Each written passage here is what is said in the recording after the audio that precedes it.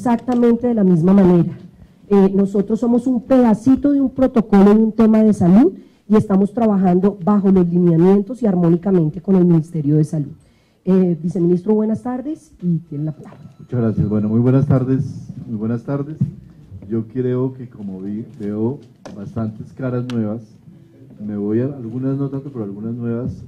Quiero decir que esta es la cuarta rueda de prensa que hacemos sobre el tema. El día antes de ayer hicimos una rueda de prensa sobre este mismo asunto y estamos dispuestos a hacer todas las que sean necesarias y que creemos que son imprescindibles. Primero, voy a hacer un recorrido sobre lo que se ha hecho en el tema de ébola y lo que tenemos, digamos, trabajado en conjunto, todo en conjunto entre Ministerio de Relaciones Exteriores, Cancillería y Ministerio de Salud.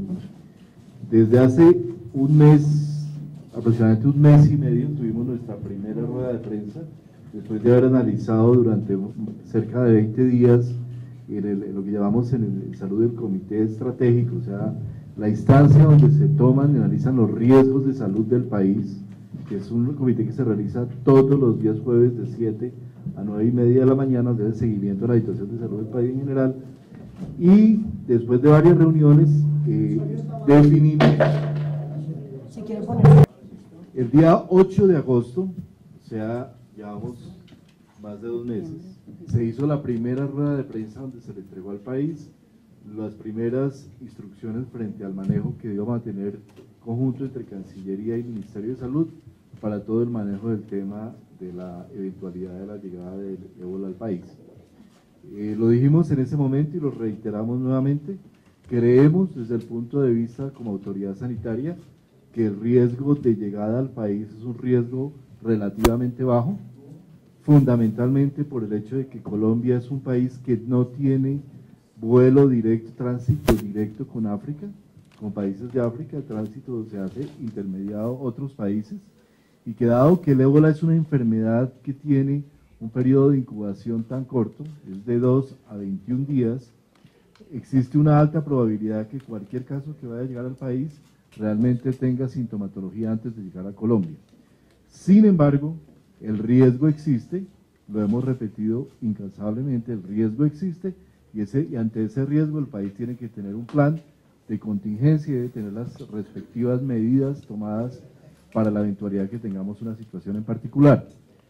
Y en esto tiene que ver mucho con la posibilidad de evaluar desde los contactos que puedan existir de personas que hayan tenido contacto con otras personas que hayan tenido el ébola y que nos lleguen al país y desarrollen algún síntoma que sea relevante y que deba seguirse de salud pública. Con base en las discusiones que tuvimos entre Cancillería y Ministerio de Salud y Instituto Nacional de Salud, se promulgaron unos lineamientos generales para el país, para el seguimiento y para la prevención de la llegada del ébola en Colombia y su manejo en la eventualidad, con 2 componentes principales.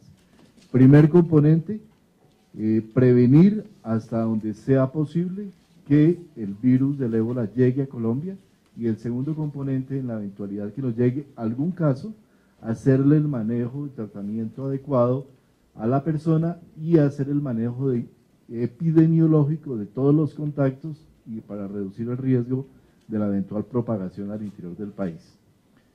Dentro de esas medidas, las medidas de naturaleza migratoria que se acordaron tienen que ver fundamentalmente, primero, con cambiar la forma en la que y el mecanismo a través del cual Colombia concede visa a los países en los cuales hay transmisión activa de ébola, que en ese momento eran 3 países, y en ese momento eran 3 países, Sierra Leona, Guinea-Conakry y Liberia, y posteriormente se agregan otros 2 países adicionales que son Senegal y Nigeria, en los cuales hubo transmisión, pero en este momento no hay una transmisión, pero seguimos manteniéndolos como países en los que tenemos una particular estrategia para expedir el visado. Eso incluye el que para poder conceder visa en esos países, para poder nacionales de ese país que lleguen a Colombia, tienen que tener una visa que Colombia otorgue, y para el otorgamiento se diseñó un cuestionario con una serie de preguntas que básicamente evalúan el riesgo de la persona que pudiera tener y se toma con base en análisis que hace el Instituto Nacional de Salud sobre ese formulario, se decide si se expide o no se expide un visado. Obviamente allí el sentido es evitar cualquier persona no nacional que tenga la posibilidad de traer al país una enfermedad de esta naturaleza. El segundo punto crítico es el de la intervención en los puertos de entrada al país, en los puntos de entrada al país. En esto se acordó también con la Cancillería, que allí las acciones serían fundamentalmente de detectar o tamizar a aquellas personas que pudieran tener un riesgo, que incluyen obviamente a colombianos que por razón de su nacionalidad no tienen que tener una visa, pero que llegan al país en retorno, pueden llegar al país en retorno de estos países, y otras personas no nacionales que por su motivo de su nacionalidad no tienen el requisito de tener un visado, pero hayan estado en alguno de estos países de África. Y en ese momento se evaluó el riesgo, y se evaluó el riesgo fundamentalmente tratando de mirar cuántas personas podrían eventualmente de estos países llegar a Colombia. Las estadísticas nos indicaban que en los últimos años, según las estadísticas de Migración Colombia, estaban ingresando al país entre 250 y 300 personas por los diferentes puertos de entrada, aéreos, marítimos y terrestres, provenientes de estos 5 países. Yo quiero hacer énfasis especial en esta cifra, porque eso nos da una dimensión del riesgo que estamos enfrentando. Esto quiere decir 250, 300 personas al año. 300 personas al año implican aproximadamente una persona al día. Obviamente pueden concentrarse, pero el promedio sería una persona al día proveniente de estos países. Eso nos indica que tenemos un riesgo bajo, pero que sin embargo estamos obviamente expuestos a que nos ingrese alguna persona que tenga la enfermedad. Entonces, este segundo punto lo que se estableció en su momento fue hacer un conjunto de preguntas, una primera pregunta dirigida a establecer de qué lugar provenía esa persona, de qué lugar era su procedencia y si había estado en alguno de estos 5 países durante el recorrido. Esa pregunta se está haciendo en todos los puestos de migración del país, portuarios, aeroportuarios, terrestres, para determinar si la persona tiene ese riesgo. Estamos discutiendo en este momento si es posible que se le agregue una segunda pregunta que haga referencia no solo a la persona, sino si ha tenido contacto en los pasados 3 meses con alguna otra persona que haya estado en estos países, como para un poquito hacer un tamizaje, una detección más refinada sobre el tema. Si la persona responde positivamente a dicha pregunta, es decir, estuvo en estos países, en estos 5 países, el protocolo establece que a esa persona se le hace un seguimiento día a día durante 21 días. ¿Por qué 21 días? 21 días en razón a que el periodo de transmisibilidad del ébola va de 2 a 21 días. Después de 21 días, si la persona no ha desarrollado la enfermedad, la persona no tiene ningún riesgo, así venga del país o venga de donde haya estado.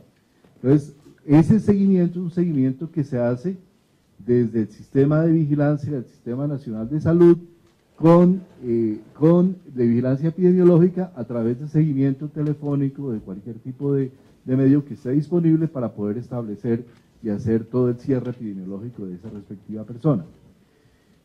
En la eventualidad que la persona manifieste en el cuestión que sí estuvo y se hace adicionalmente una evaluación por una autoridad sanitaria en cada puerto de entrada que está ubicada inmediatamente después del paso migratorio, y esa persona le diligencia el formulario y las restantes preguntas donde buscamos establecer si la persona tiene eventualmente riesgo de la enfermedad, ya de la enfermedad específica, no si estuvo en el país, sino si ya tuvo la enfermedad. Y en ese cuestionario, que son un conjunto de preguntas, sí se establece desde el punto de vista sanitario, de salud, que la persona tiene algún riesgo de tener salud, la persona puede ser inmediatamente llevada a un centro asistencial para hacer el respectivo manejo como persona de como contacto con algún riesgo de poder tener la enfermedad. Eso no quiere decir que esté enfermo. Puede ser que lo más probable, las enfermedades más frecuentes en estos países de África no es el ébola, van 10.000 casos de ébola, pero la prevalencia de enfermedades como malaria, como dengue, como chikungunya en África son muchísimo más altas, entonces hay una probabilidad muy alta de que si la persona, por ejemplo, tenga fiebre, esté sintomático, tenga alguna enfermedad, lo más probable es que sea otra enfermedad.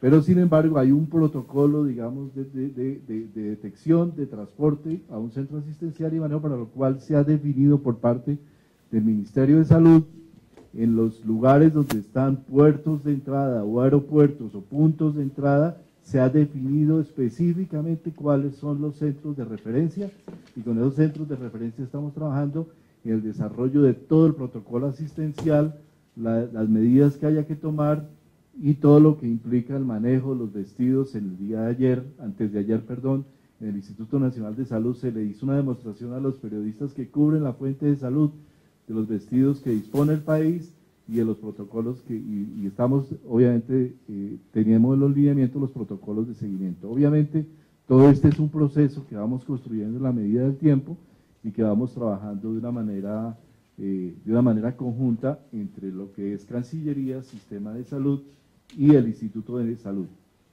El Instituto Nacional de Salud, además, en la eventualidad de que haya un contacto de una persona que sea un contacto positivo, que de acuerdo con los parámetros de la Organización Mundial de la Salud haya que hacerle seguimiento, el instituto inmediatamente desplegará la estrategia que se llama de búsqueda epidemiológica y de cierre, buscando el cierre epidemiológico, que es establecer con qué personas ha tenido contacto esa persona, con quiénes ha estado relacionado durante el periodo que ha estado sintomático.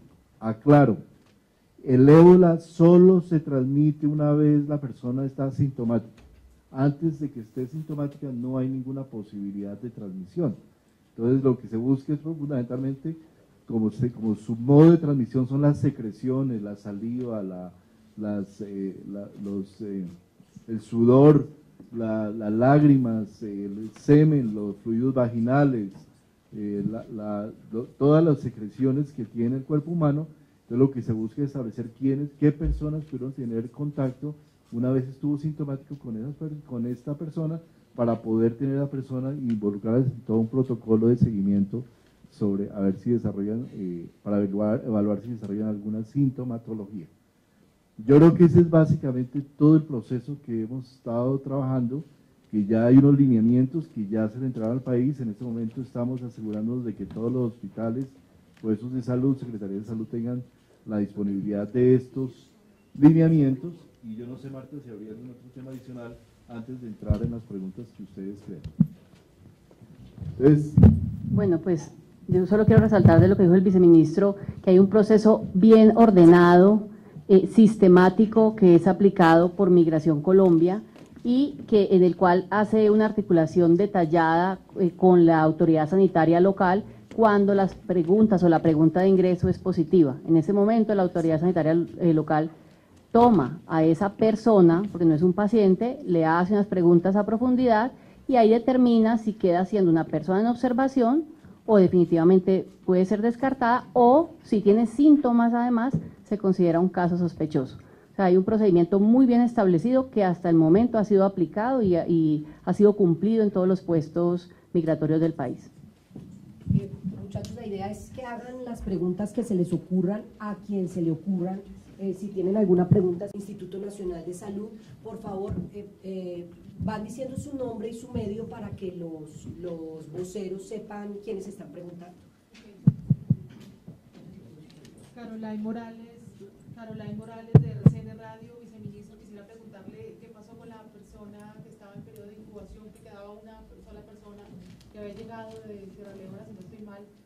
¿Ya cumplió el periodo de incubación? No hay ninguna persona que esté en periodo de seguimiento especial de Sierra Leona en este momento. Es muy buena la pregunta. En este momento no tenemos ninguna persona de estos 5 países que esté en ninguna clase de seguimiento, porque lo hayamos considerado que es un contacto, que sea activo y que estemos haciendo el seguimiento clínico ni epidemiológico. No hay ninguna persona hospitalizada en el país en este momento bajo sospecha de tener ébola.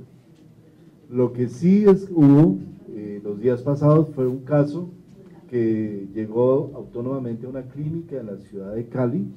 Esta persona venía de Guinea Ecuatorial. En Guinea Ecuatorial, en África hay 3 Guineas. La Guinea Ecuatorial no es la misma Guinea Conakry, donde sí hay transmisión activa. Guinea Ecuatorial no tiene tampoco frontera con ninguno de los países que están, digamos, con transmisión activa. Por lo tanto, este no se consideró nunca un contacto. Creemos que fue una falsa alarma y que realmente se identificó una persona que hoy en día tenemos clarísimo que ya tiene un diagnóstico de malaria por Plasmodium falciparum, que ya está diagnosticada y que en 2 días se descartó la situación. Obviamente que todas estas experiencias el país ha ido aprendiendo y estamos aprendiendo un poco qué es lo que debemos hacer y qué es lo que no debemos hacer, y es un tema totalmente natural en un sistema que nunca se ha enfrentado en cierta forma a una situación, a una enfermedad de esta naturaleza. Pregunta Gonzalo de Agencia EFE y se prepara José Gregorio. Tranquilos que a todos les vamos a dar la palabra. Gonzalo. Bueno, yo quería preguntar en referencia a las personas a las que les hacen las pruebas, en el proceso de que se está esperando a que se prueben positivo o negativo, ¿qué se hace con ellos? ¿Cuáles pruebas? Las pruebas que se realicen para confirmar que tienen o no tienen ébola. No, nosotros no hacemos pruebas confirmatorias para ébola. Las pruebas, se hace un cuestionario, un interrogatorio donde se le pregunta a la persona y se evalúa el riesgo con base en ese cuestionario. Es relevante decir aquí que las pruebas confirmatorias, hay varios tipos de pruebas para el ébola. Una primer tipo de prueba lo hace el Instituto Nacional de Salud, y el protocolo establece que se debe enviar una contramuestra al Centro de Control de Enfermedades de Atlanta. Y es el Centro de Control de Enfermedades de Atlanta el que reconfirma la presencia del virus en la sangre de la persona. Bajo protocolo internacional no se pueden hacer pruebas simplemente a las personas ni siquiera bajo una presunción si no tienen una sintomatología. Como no hemos tenido hasta ahora ninguna persona que haya sido un caso establecido, que llamemos un caso sospechoso para seguimiento, no serán aplicadas a ninguna persona prueba. Yo quiero complementar. Al viceministro, quiero que la doctora Mónica le aclare un poquito, porque yo sé que ustedes eran los que tenían la duda de... Ellos lo que me preguntaban era si una persona, la doctora Marta, si una persona llega al puesto de migración y dice que sí estuvo en alguno de estos 5 países, lo que ellos me preguntaban es ¿qué hacemos nosotros? Si los llevamos a un cuartico o si los llevábamos en un carro a X lugar. Yo sé que ya lo explicaron, pero es importante que esto lo tengan claro. Sí, voy a volverlo a explicar por la pregunta que acaban de hacer, porque si a una persona le están haciendo una prueba, como les voy a explicar ahorita, pues obviamente su condición ya es enfermo, o sea, ya está acostado, ya está aislado, o sea, ya estaría definido en dónde está. Les voy a explicar rápidamente. Todos llegamos al país, seamos nacionales o extranjeros, y nos recibe la autoridad migratoria, haciéndonos una pregunta y próximamente 2. Si esa pregunta o 2 preguntas son sí, alguna de ellas, entonces la autoridad migratoria le dice, como me contestó que sí, la persona de la autoridad sanitaria que está aquí, que viene por usted, le va a hacer otras preguntas. Esa persona de la autoridad sanitaria se lleva a la persona a un cubículo sencillo, cercano, que todos los puertos, aeropuertos y pasos fronterizos están disponiendo, y le hace otras 4 preguntas.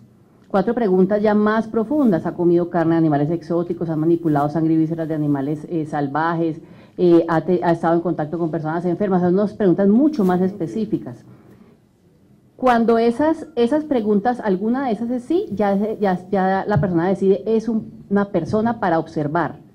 Pero si adicionalmente le hace una 5ª pregunta, que es, ¿ha tenido alguno de los siguientes síntomas? Y le lee una lista de síntomas clara: fiebre, dolor de cabeza, malestar general, dolor, diarrea, brote en el cuerpo. Le lee una lista y la persona dice sí. Recuerden que ya contestó sí a alguna de las preguntas anteriores y ya le contestó a la autoridad migratoria sí a la otra pregunta. O sea, ya lleva 2 filtros más este tercero, sí tengo síntomas. Es ahí cuando se considera caso sospechoso. Ese caso sospechoso ya no queda en observación, ni se va a ir a la casa de observación.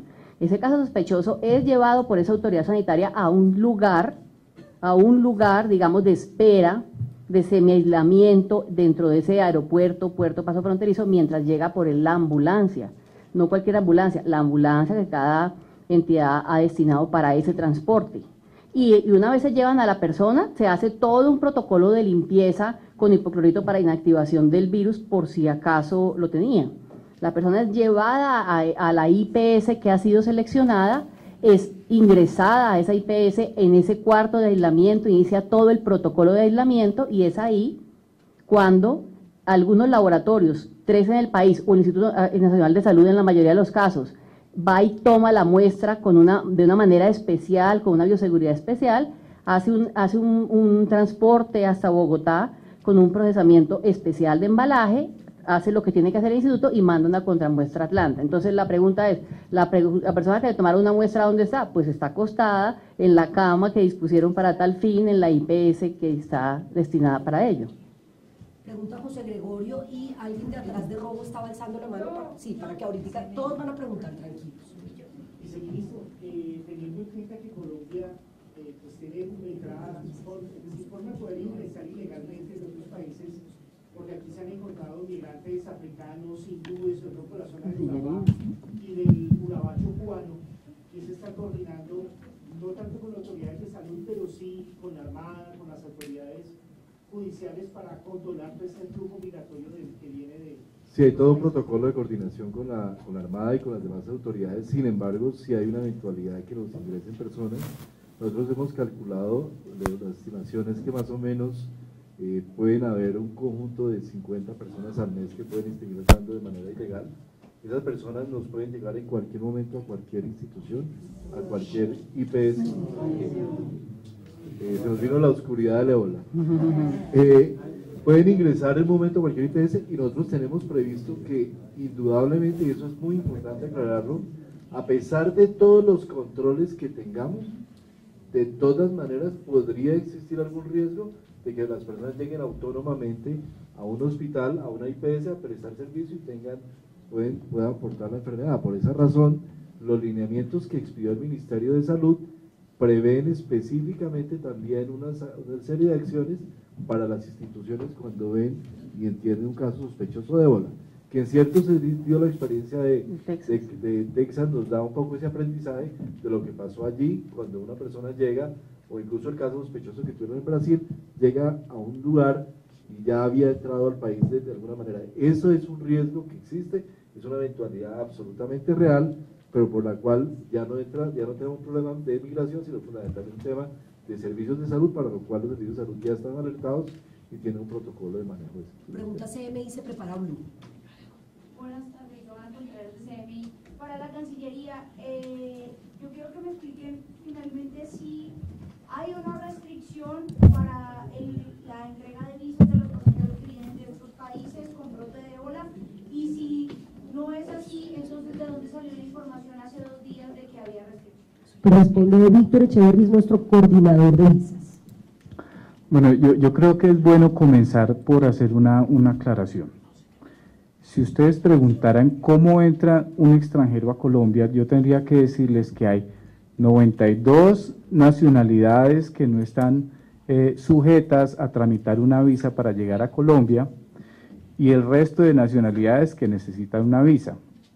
De base, las personas de los países donde hay mayor afectación son personas que siempre han necesitado visa para llegar a Colombia. ¿Qué están haciendo nuestros cónsules? De acuerdo con las instrucciones y la coordinación que se ha hecho, ellos aplican ese cuestionario que mencionó el señor viceministro. Ellos aplican un cuestionario de tamizaje previo en toda solicitud de visa. Pero es necesario hacer una puntualidad, y es que esto no es únicamente para ciudadanos africanos, o no es únicamente para ciudadanos de los 5 países afectados, porque podría ocurrir que hubiese un ciudadano de Norteamérica, de Europa, que no necesita una visa para llegar a Colombia, porque son de esas 92 nacionalidades exentas, pero que hubiese estado en esa zona de riesgo. Y eso obliga, para no dejar vacíos en la acción, a que ese cuestionario se aplique a toda persona que solicite visa para venir a Colombia. si alguna persona, alguna de esas preguntas, que son un espejo de lo que mencionaba el señor viceministro, responde positivamente, significa que es una persona que puede generar un riesgo epidemiológico y esas visas son negadas hasta que pase toda esta circunstancia. Es decir, que no es un tema únicamente de los países africanos, no es un tema específicamente de los 5 países afectados, es un tema que se aplica a todo, absolutamente todo solicitante de visa, y de hecho está incluido dentro de los parámetros técnicos de las solicitudes de visa que se hacen a través de una plataforma. Es importante ahí aclarar que se les pregunta a todos si ha estado en esos lugares. Ahorita les regalo el comunicado que hicimos ayer para que lo tengan. Pregunta Blue, Ángela de Mariana, y se prepara Reuters. Tranquilos que todos van a preguntar. Yo soy María Camila de Blue Radio. Quiero preguntarle al viceministro cuál es el protocolo para los centros asistenciales. Digamos, en el caso de Cali, que fue una emergencia, evacuaron la clínica Saludcop y pues hubo pánico entre los familiares de los otros enfermos, de los otros pacientes. ¿Cuál es el protocolo en el caso de que una persona realmente esté contagiada, pues el traslado a ese centro asistencial? ¿Qué tienen que hacer? ¿Tienen que evacuar inmediatamente a la clínica? Quiero aclarar que realmente en Cali no hubo una evacuación. En realidad no hubo una evacuación, es una información que surgió de algún lado. No hubo evacuación. Lo que sí aplica en estos casos es que genera un área de aislamiento. Eso es conocido en los servicios de salud, lo cual implica a veces mover eventualmente personas que estén en lugares cercanos, en habitaciones cercanas al lugar en el cual se va a hospitalizar a la persona, lo cual implica seguramente mover camas, mover pacientes, pero realmente no hay que evacuar de ninguna manera una clínica para el manejo. Es decir, incluso la experiencia que ha habido en países como Nigeria, que han logrado contener de una manera importante este tipo de Nigeria, hubo un caso, terminaron teniendo al final 28 casos creo, pero el manejo fue muy bien hecho y ese manejo permitió que se hospitalizara a personas dentro de una institución hospitalaria común y corriente, obviamente una institución de alta complejidad o de mediana complejidad. El protocolo implica dejar un área de aislados, poner a la persona en aislamiento y hacer un manejo con trajes, digamos, de trajes de acuerdo con el protocolo internacional que existe para esto. Y el tratamiento de esta enfermedad es fundamentalmente un tratamiento sintomático. Aquí no hay tratamiento específico para la enfermedad, desafortunadamente, sino el tratamiento sobre los síntomas. Y esperar a que esos síntomas cedan y la persona recupere la salud. Entonces, digamos que ahí hay un tema. Nosotros el día 29 íbamos a hacerlo al 20, pero por razones de que vamos a tener una misión del CDC de Atlanta que va a venir, la corrimos para el 29, vamos a tener en Cartagena una sesión de trabajo, un taller tanto con IPS como administradores de riesgo laboral y otras entidades para, digamos, comunicar y contrastar todo este protocolo que estamos haciendo. Yo quiero además decir que le agradezco al país porque hemos tenido desde el sistema de salud una respuesta absolutamente positiva. Hay entidades privadas que nos han manifestado su voluntad de también hacer parte de la red, digamos, de centros para un potencial manejo de contactos de ébola, y esa disponibilidad que se nos ha dado autónomamente en Cali, en Medellín, en Bogotá, nos indica que tenemos una posibilidad y una alta colaboración de todos los centros y puestos de salud y hospitales del país para hacer el adecuado tratamiento. Señora Mariana, Reuters, AFP. Buenas tardes, señor viceministro. A pesar que tenemos un riesgo bajo para la llegada de personas procedentes de estas zonas afectadas, en este momento ¿están preparados los hospitales del país para atender el ébola? Esa es una pregunta muy importante, Mariana. Yo creo que lo que ha sucedido en Texas y lo que ha sucedido en España nos indica que no existe ningún hospital que esté completamente preparado para el ébola. Eso es cierto, es una enfermedad de muy difícil manejo hospitalario, muy difícil. El hecho de que tengamos un número tan alto de personas de los servicios de salud que hayan sido contaminadas, obviamente en África las condiciones son completamente diferentes. Es decir, en África el manejo es muy diferente al que se da en Colombia o se puede dar en España, pero decir que estamos completamente preparados es algo que no podemos decir en su totalidad. Sin embargo, eso no quiere decir que tengamos todas las previsiones para que los hospitales tengan las mejores condiciones para poder hacerlo. Colombia tiene, voy a citar un ranking que puede parecer un poco inocuo, pero que es importante. En el último ranking que hizo hace 3 semanas, Colombia dispone de 20 de los 42 mejores hospitales de Latinoamérica. 20 de 42 de los mejores hospitales de Latinoamérica. Entonces yo creo que estamos en condiciones inmejorables frente a otros países que incluso nos han pedido colaboración en estos temas, pero yo creo que indudablemente aquí existe un riesgo y ahí es donde tenemos que concentrarnos muchísimo en el trabajo con los hospitales. Tenemos con la Sociedad Colombiana de Infectología, con la Sociedad Colombiana de Medicina Interna para poder hacer un trabajo mancomunado y garantizar que las condiciones de calidad y de garantía de bioseguridad estén garantizadas en lo que hasta donde se pueda. Pregunta agencia Reuters si se prepara la agencia AFP. Gracias, buenas tardes. Mi nombre es Mónica García de la agencia de noticias Reuters. Mi pregunta va para el representante de la Oficina de Migración. ¿Cuántos llevan hasta el momento ejerciéndose el protocolo para controlar el ébola o detectar ébola al ingreso al país? Y hasta el momento, creo que son 2 meses, ¿cierto? Según el ministro. Ya hasta el momento, ¿cuántas personas han ingresado procedentes de estos 5 países? Responde Humberto Velázquez, subdirector de Control Migratorio de Migración Colombia. Bueno, muy buenas tardes a todos. Mire, efectivamente, como lo ha venido diciendo el señor viceministro, el promedio anual de ingreso de personas procedentes de estos 5 países. Hola, uno. Bueno, el promedio anual de personas procedentes de estos 5 países está entre 250 y 300 personas. Para el mes de octubre se presentó un leve incremento, toda vez que se presenta la época de semana de receso y el flujo internacional es más grande. Con relación a ¿cuántas personas han logrado ustedes detectar que proceden de estos 5 países? No con base en lo que dice que al año 250 a 300 personas. Ahí hay un tema que quisiera que el viceministro... Sí, Mónica. Y ahí hay un tema que el viceministro les va a explicar el por qué no estamos enumerando cada uno de los casos. Ellos tienen una trazabilidad, pero el por qué hay que estar atentos, alerta, pero no generar un pánico. Ayer cuando nos hacían esta misma pregunta y nos decían un número, si yo les dijera, por ejemplo, 2 o 20 o 90 o 500, entonces la pregunta que después me hacían, ¿y en dónde están en este momento? Pero ustedes saben en qué ciudad y al lado de quién se sentó. Entonces yo sí quisiera que el viceministro les diera el mensaje que nos estaba dando a nosotros. Sí. Yo lo que creo es que no hay que hacer un señalamiento ni buscar de alguna manera estigmatizar personas. Yo creo que eso está contra muchos de los derechos. Nosotros creemos que está contra los derechos de libre movilización, que es un derecho para los nacionales colombianos y es un derecho extensible indudablemente a las personas extranjeras que visitan nuestro país.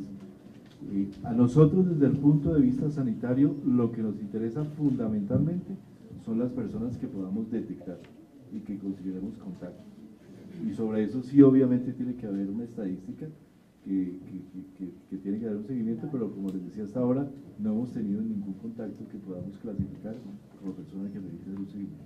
Y en ese orden de ideas hago una pregunta que me mandaron hoy por correo y que no respondimos, la persona aún no sabe que no se la habíamos contestado y quisiera que el viceministro me ayudara, es, dentro de las preguntas que nos mandan es, ¿cuántos ciudadanos africanos se encuentran actualmente en el país en tránsito? ¿A dónde han llegado? ¿Dónde están en estos momentos? El hecho de responder este tipo de preguntas que sabemos a dónde están encaminadas podría generar, la idea es estar alerta, estar atentos, pero no generar un pánico. ¿Por qué no responder esto en número de cifras de dónde están, quiénes son? Sí, yo creo que aquí lo más importante son 2 aspectos que hemos discutido con la Cancillería. Un primero es que obviamente nosotros debemos hacer todo un protocolo de seguimiento de las personas a las cuales la pregunta sea positiva. Ahí hay una eventualidad indudablemente de que la persona, por ejemplo, no aparezca, se esconda, se vada o no la podemos localizar por alguna razón. Y hay por lo menos 2 mecanismos que se pueden utilizar y que en el caso que nos llegue estaremos dispuestos a utilizarlas. Un primero es que el sistema de salud tiene un sistema de vigilancia que lleva a cabo el Instituto Nacional de Salud. Yo le puedo dar la palabra al doctor Fernando para que nos explique cuál es el sistema de vigilancia. El sistema de vigilancia epidemiológica, que no está dirigido a buscar la perdón, sino a buscar los riesgos de salud fundamentalmente. Y hay una eventualidad, segundo, de que si la persona se va, pueda notificarse esto a una fiscalía especial que tiene la Cancillería y la persona pueda hacerle, y la fiscalía ya entra a actuar, digamos, en ese proceso de seguimiento. Pero yo le daría la palabra a Fernando de la Hoz para que nos explique un poquito qué es lo que es el sistema de vigilancia epidemiológica que tiene el país, que el Instituto Nacional de Salud coordina y cuáles son sus acciones. El sistema de vigilancia en el país está constituido por alrededor de 6.000 unidades notificadoras, es decir, son hospitales, clínicas, centros de salud que notifican diariamente, semanalmente, la presencia de todas aquellas síndromes, digamos, que son de interés en salud pública, incluyendo estos que han aparecido en los últimos meses. Adicionalmente, tiene una red de laboratorios que se encarga de apoyar el diagnóstico de todas estas entidades, o como en el caso, por ejemplo, de gérmenes de última aparición y de alta peligrosidad, que coordina con centros de fuera del país la forma, digamos, de hacer el diagnóstico. Entonces, digamos que hay una red, hay una cobertura tanto de notificación clínica de síndromes como de diagnósticos de salud pública, como de vigilancia también de factores de riesgo, como en el caso que nos ocupa del ébola, donde a través de las preguntas que ya explicaron tanto el señor viceministro como la doctora Marta, se identifican aquellas personas que pueden tener algún riesgo y son puestas o en vigilancia o son puestas en tratamiento en un hospital, etc. En cualquier caso de que la persona, por ejemplo, llegue a un hotel, no vamos a tener contacto con eso. La Secretaría de Salud de cada departamento tiene un grupo de epidemiología que debe tener la capacidad y está obligado a seguir a la persona, a buscarla en el último lugar donde se haya hecho contacto y a mantener ese seguimiento a lo largo del tiempo. Pregunta agencia AFP y se prepara Juliet Castiblanco de la AFM. ¿AFP? No, entonces Juliet Castiblanco de la AFM. Bueno, yo quisiera que explicara un poco mejor qué pasa con la persona que contesta negativo en la encuesta que ustedes hacen y si tiene de pronto algún síntoma. Y también qué pasa con un colombiano que se pueda contagiar en el exterior. Le doy la palabra a Marta para que conteste lo de la persona que conteste negativamente. Y también contesta... Sí, los puntos de detección de pacientes con ébola en el mundo son claramente los puntos de entrada a los países y los servicios de salud. Quiere decir que si uno no lo detecta en el punto de entrada, tarde o temprano llegará al servicio de salud. Así es en todos los países, por obvias razones, por la historia natural de la enfermedad. Si la persona llegase, digamos, a mentir intencionalmente y decir, no tengo ningún síntoma, en ese caso la persona, digamos, está generando ese riesgo para el país. Sin embargo, esa persona tendría que haber pasado negativamente todos los filtros, es decir, no vengo de los 5 países, entonces no hubiera pasado al segundo filtro, hubiera tenido que mentir desde el principio, o si vengo y en el segundo no tengo ninguno de los riesgos. Si no tengo tampoco ninguno de los riesgos y finalmente no tengo síntomas, o sea, hubiera tenido que ser sistemáticamente muy bien armado, no sé si me hago entender, toda la cadena, digamos, de negaciones.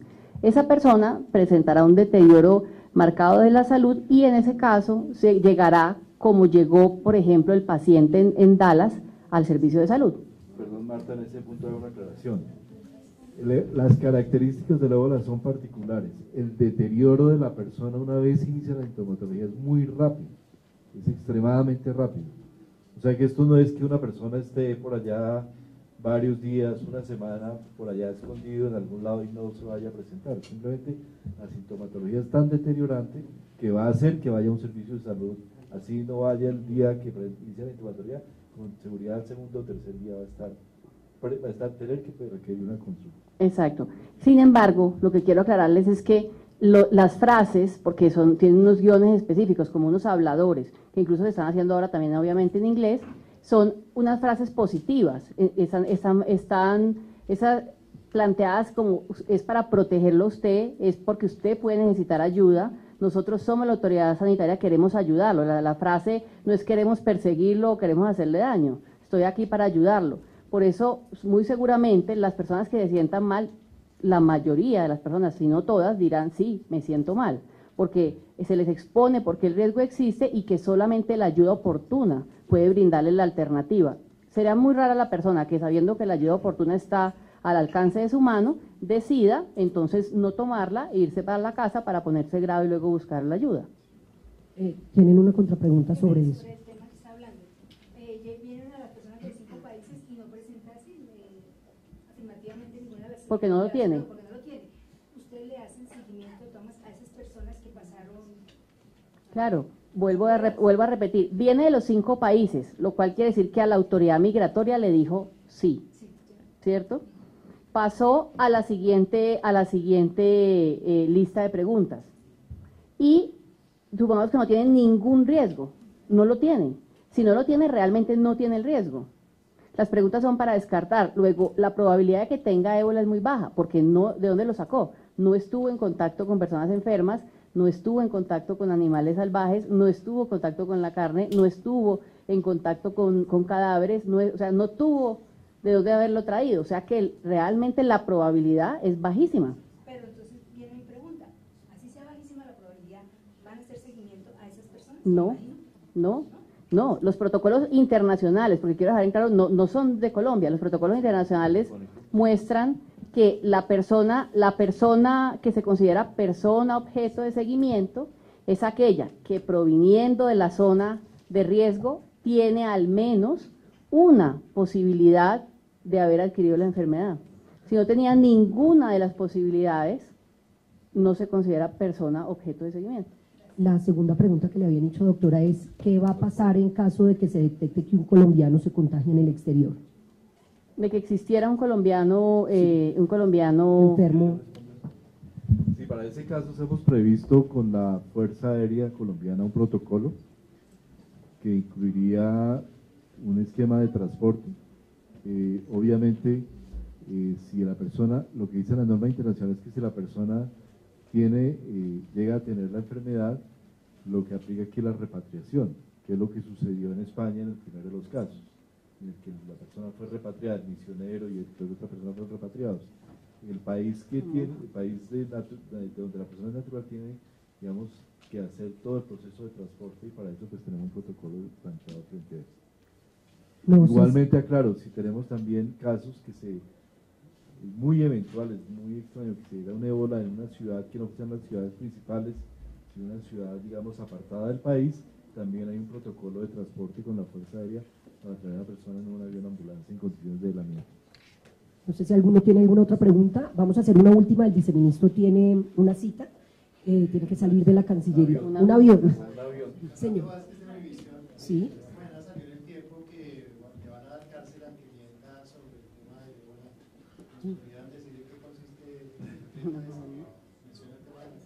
No es un decreto.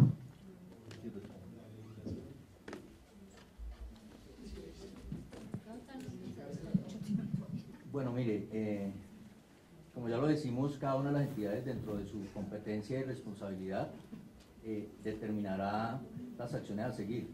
Si una persona ha inducido a error con una información errada, el protocolo y se detecta, el protocolo de salud se sigue aplicando, como lo decía el señor viceministro y la doctora Marta, y sobre la parte punible eventual se darán las comunicaciones a los entes competentes para que ellos evalúen aplicar algún tipo de tipificación de las ya consagradas en los códigos. Entonces esa entidad será la llamada a determinar qué tipo de vulneración penal se efectúa. O sea, no se descarta que haya caso. El código es bastante claro y ha tipificado varias conductas sobre eso. Ya la Fiscalía... sí, pero tendría que entrar a determinarlo, obviamente, la rama judicial. Primero los salvan. Primero los salvan. Muchachos, no sé si tienen ahí... En el capítulo sobre salubridad, en el capítulo que se maneja la parte de salubridad, aparece los delitos contra la salud pública en el Código Penal y el Código de Procedimiento Penal. Código Penal, delitos contra la salud pública. No sé si tienen alguna otra pregunta, colegas, pero una invitación que les queremos hacer. Ricardo está de prensa de MinSalud acá, yo estoy por parte de Cancillería, está Juan por parte de Migración Colombia. La invitación que les hacemos es, si tienen alguna duda en los noticieros de la mañana, hay cosas que no podremos responder inmediatamente, porque obviamente tenemos que trabajar coordinadamente. Si ustedes me preguntan a mí un caso, yo tendré que preguntarle a MinSalud si eso sí era verdad, si era un caso, si era sospechoso, si está en observación, si era de seguimiento. Yo tengo que aclarar eso obviamente con ellos, entonces no les podremos responder inicialmente. Pero las autoridades de salud están para ustedes, tengan los datos de los jefes de prensa para que no pase lo que pasó antier. Entonces, yo preguntaba a los medios, pero ¿quién dijo que evacuaran? ¿Quién dijo que era un caso? No, es que la gente decía. Entonces, la primera fuente a la que deben consultar para que esto no se genere un pánico es a la fuente directa. Ministerio de Salud, Instituto Nacional de Salud, y nosotros estamos articulados con ellos, viceministro. Sí, yo quisiera un mensaje final que es muy importante. La experiencia de Guinea, que ha sido el país que logró, digamos, detener el ébola en estos últimos días, indica que dos estrategias son centrales. Una, obviamente, es el manejo adecuado de servicios de salud, pero la otra, muy importante, es la comunicación y la integración entre las autoridades sanitarias, las autoridades migratorias y los medios de comunicación. Aquí los medios de comunicación juegan un rol central, sobre todo de información a la comunidad, de transmisión de los mensajes, porque obviamente este es un tipo de enfermedad que puede generar situaciones de pánico muy complejas y donde todos tenemos miedo, todos nos da miedo, un miedo eventual de tener una situación de esa naturaleza. Entonces, desde el Ministerio de Salud estamos estructurando en este momento una serie de talleres de trabajo con periodistas, incluso estamos pensando que primero sea en la ciudad de Cali, pero pensamos hacerlo en varias ciudades, y dado que aquí este tema es multisectorial, hay quienes cubren la fuente de salud que tienen más cercanía a los temas de salud, pero otros cubren otras fuentes. Valdría la pena que realmente quienes tengan interés en esto los vinculemos y, verdad, un sentido muy especial, un pedido muy especial de colaboración en la comunicación, porque la comunicación aquí hace una diferencia muy importante. El mensaje que se dé es absolutamente relevante para evitar que tengamos una situación. Es posible que en Colombia tengamos casos de contactos que se nos vuelvan positivos y tengamos que hacer el seguimiento. Y en ese momento la mesura y la ponderación en el mensaje que se da son supremamente relevantes. De manera que muchas gracias y estamos aquí dispuestos a cualquier cosa, para cualquier ciudadano colombiano que requiera información. Hay una línea que el Ministerio responde preguntas y estamos obviamente dispuestos a ello. Muchas gracias. Gracias.